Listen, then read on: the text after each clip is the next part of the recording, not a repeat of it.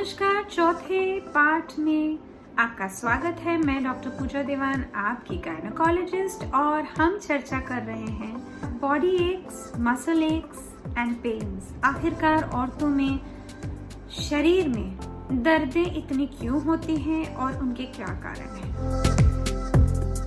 हम चर्चा कर चुके हैं खुराक के बारे में, आर्थराइटिस के बारे में, हड्डियों के गलने ऑस्टियोपोरोसिस ऑस्टियोपेनिया के बारे में, और कुछ बीमारियां मधुमेह, थायराइड के बारे में, और अन्य कई बातें। पर आज हम बात करेंगे पीठ का दर्द।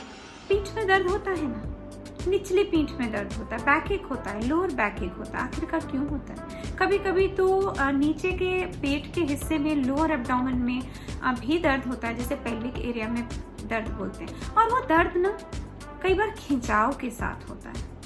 तो आपने खुराक भी सही ले ली, टेस्ट भी करा लिए, सब कुछ सही था, फिर भी हो रहा है, तो क्या गायनोकोलॉजिस्ट का कोई रोल नहीं है? स्त्री रोग विशेषज्ञ को जांच भी तो करनी है। वो जब जांच करेंगे तो पता चलता है कि पेल्विक फ्लोर जो होता है, यानी कि जो सतह है, जो जमीन है जिसके ऊपर यूट्रस है और यूरिनरी ब्लैडर यानी पेशाब की थैली है, वो नीचे को खिसक रही है, यानी कि वो उसका यूट्रस का बच्चेदानी का प्रोलैप्स हो रहा है। जो पेल्विक ऑर्गन का फ्लोर है वो नीचे को खिसक रहा है। कई बार साथ में यूरिनरी ब्लैडर यानी पेशाब की थैली भी नीचे को खिसकती है, जिसे सिस्टोसील बोलते हैं।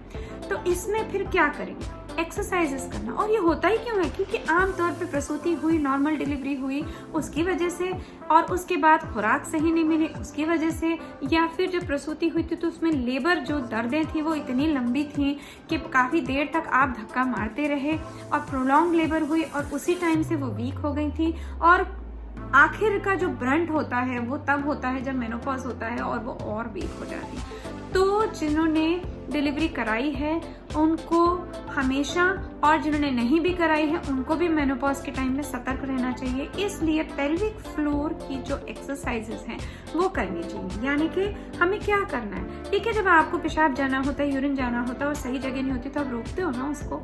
जब आप उसको रोकते हो तो आप अपने जो यूरिन के पैसेज है उसको अचानक से टाइट करते हो कि मुझे नहीं जाना अभी। तो वो जो आप टाइट कर रहे हो, फिर रोक रहे हो, फिर टाइट कर रहे हो, फिर रोक रहे हो, फिर टाइट करो, फिर रोक रहे हो। इसको अगर आप सुबह 100 बार, दिन में 100 बार, शाम को 100 बार, अगर 3 बार इस तरह से करें तो आपकी एक एक्सरसाइज हो जाती है। और पेल्विक ऑर्गन जो होते हैं वो फ्लोर जो है वो स्ट्रांग हो जाता है। मैं ये नहीं कहती कि बहुत इस्टेब्लिश्ड बच्चेदानी का प्रोलैप्स से काफी कुछ बाहर निकल रहा तो सब अंदर चले जाएगा, नहीं। उसके लिए तो ऑपरेशन करना पड़ता है या अंदर कोई रिंग डालनी पड़ती है। पर जो थोड़ी सी प्रॉब्लम होती है वो ठीक हो जाती है और वो काफी हद तक मेंटेन रहती है। तो गायनोकोलॉजिस्ट को दिखाना, उनकी राय लेना। इसके सिवा एक और कारण हो सकता है, कभी कभी यूरिन की इन्फेक्शन होती है, यानी कि पेशाब की इन्फेक्शन है। तो पेशाब की इन्फेक्शन की वजह से भी पीठ में दर्द या आगे में दर्द होता है, पर उसके साथ और लक्षण भी होते हैं। पेशाब में जलन होती है, बार बार पेशाब आता है, रात को उठ के पेशाब करना पड़ता है, पेशाब की धार भी गड़बड़ हो सकती है, और अगर उसे आप कंट्रोल ना करें तो कई बार बुखार भी हो जाता है। तो इसलिए यूरिन के टेस्ट कराने आवश्यक है।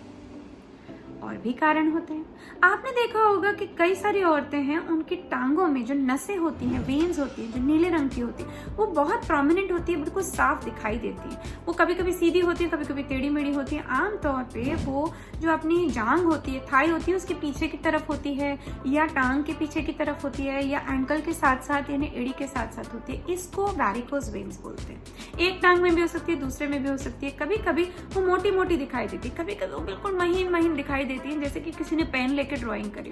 तो यानी वो सुपरफिशियल भी हो सकती है, डीप भी हो सकती है, यहाँ तक कि इंटरमीडिएट भी हो सकती है। अब आपको पता है मेरा दिल है, मेरा जो दिल है उसने ब्लड सप्लाई करना है, धड़कना है, और तभी तो वो पूरे शरीर में नीचे को गया।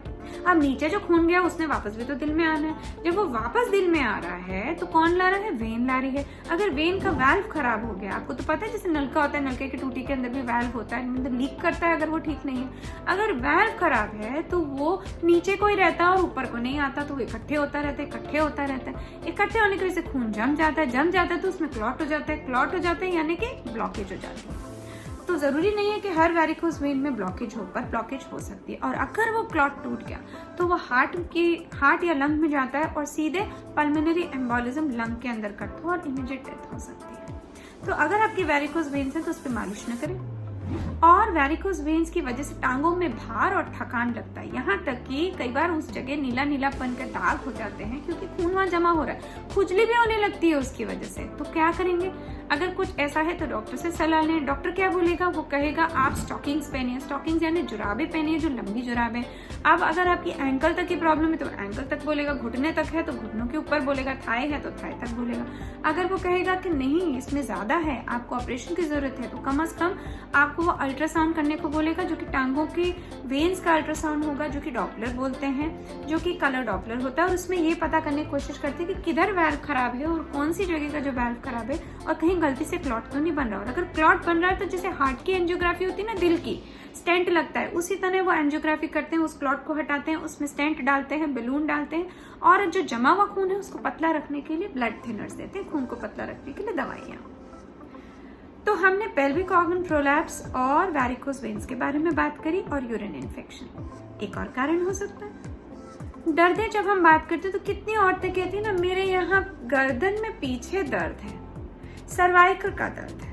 अब सर्वाइकल का दर्द क्यों हो सकता है? सर्वाइकल का दर्द इसलिए हो सकता है क्योंकि आप ही ठीक से नहीं बैठे, हमेशा झुके हुए हैं, या वहां पर एक एक्स्ट्रा रिब है, सर्वाइकल रिब, कई बार उसकी वजह से दर्द होती है। कई बार इसलिए होता है क्योंकि वहां पे कोई डिस्क जो है, तो वर्टिब्रा है, वो जो बैकबोन की हड्डियां होती है, एक हड्डी दूसरी हड्डी उसके बीच में होता है डिस्क, वो वहां की जगह खिसक गया तो क्या हुआ?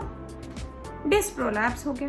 अगर वो किसी नस पे दबा रहा है तो वहां पे झुंझुनाहट या अचानक से पेन होता है। तो सर्वाइकल स्पॉन्डिलोसिस हो सकता है, सर्वाइकल स्पॉन्डोलिस्थेसिस हो सकता है और स्पॉन्डिलाइटिस हो सकता है। तीनों अलग चीजें, और कुछ ना कुछ हो तो आप ही का पोस्चर है, आप ठीक नहीं बैठ रहे। देखिए हमने कितनी सारे शरीर में दर्दों के बारे में कारण आपके साथ डिस्कस करी। इसी के साथ आपसे विदा लेती हूँ। अगला एपिसोड जरूर देखिए। नमस्कार।